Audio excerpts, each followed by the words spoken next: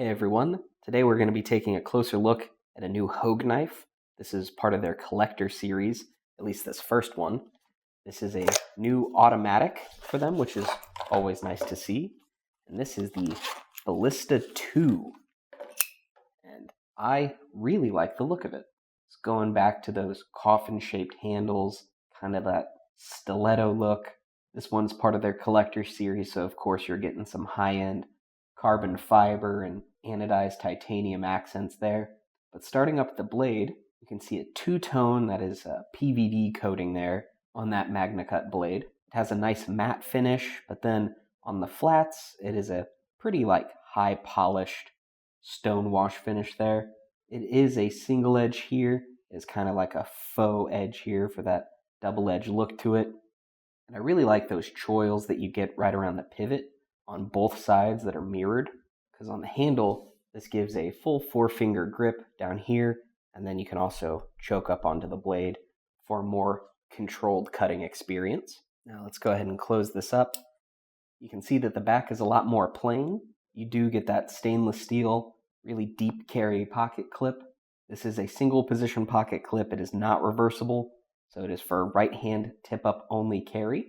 As you can see, the back does have that same titanium anodized pivot collar there, same as on the front, and it does match that titanium single spacer down there at the bottom.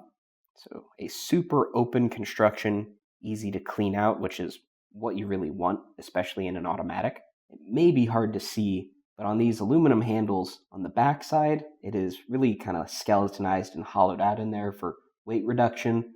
And it's the same thing on the show side, except for it has a piece of that carbon fiber that fills the gap, and that's where it pokes through here. So that's a really neat look. Now, I wanted to go ahead and bring in a ruler so that we can see some measurements here.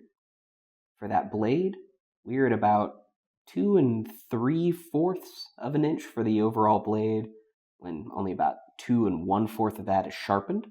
So a tad on the smaller side there. Overall, it's just over 6 inches long, so that's a great size.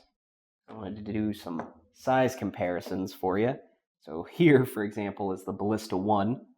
So if you're familiar with that, you can see that it is quite scaled down, definitely a different look and feel that they're going for on this one. I wanted to bring in a few other versions, like here is a Kershaw Launch 4, kind of similar in build, but this is a lot smaller. And lastly, a ProTech Godson. So this is not the full-size Godfather, this is the smaller version. You can see it is still a bit bigger than that Ballista 2 here. So this Ballista 2 makes for a very nice, pretty compact, I'll almost call this like a gentleman's auto. That's the feel and vibe I get from this personally. Let me know your opinions in the comments. And last but not least, I wanted to go ahead and check out the weight here. So we are just over 2 ounces. So a smaller carry, but also a lot lighter. For example, the Ballista 1, we're at almost 4.3, so more than 2 times the weight. So if you're looking for, again, I'm going to call it a gentleman's auto, I think the Ballista 2 is a great option for you.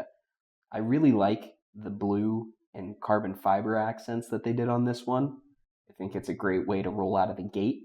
But I think it's safe to assume and say that there will probably be some more versions coming out, different inlays, maybe different handle colors and blade coatings, but that remains to be seen. I've seen a few knives lately come out with not quite this 4 choil, but at least the double, that pinch grip here, and it's really grown on me. A lot of the knives that I've held that do this thumb ramp and choil mirrored pinch grip, it just feels incredible to me. So if you haven't held a knife like that, I recommend it. See if it's for you.